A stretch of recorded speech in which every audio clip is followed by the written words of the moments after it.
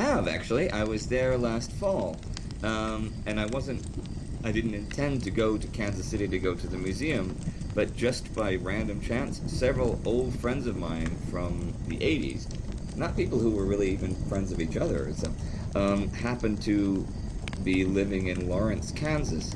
So I was going to Houston to visit my family, and I stopped in Lawrence, Kansas for a few days, and figured as long as I'm there, I better go to the museum. The museum's great. It was very cool.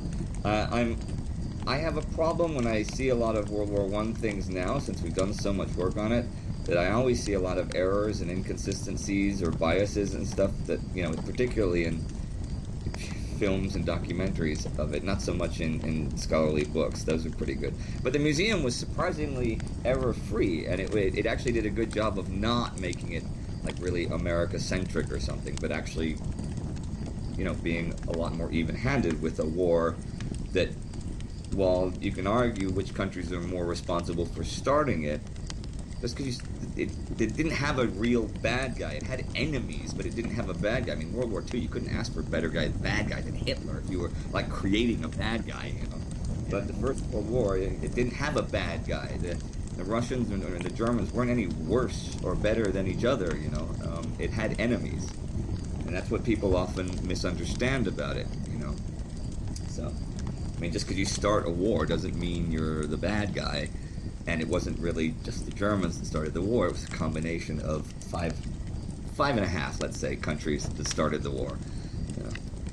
But I think and the German Jews who fought in the army in the First World War.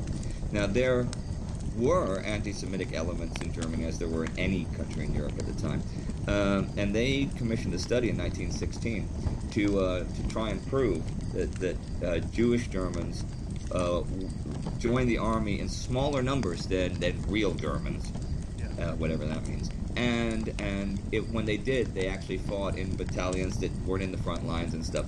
And the study was never published, because what it actually proved was that German Jews joined the army in far greater numbers, greater percentage than regular real Germans, and actually took more frontline jobs and frontline postings and more dangerous postings, because they felt this was a chance to really show what their country meant to them by showing what they meant to their country.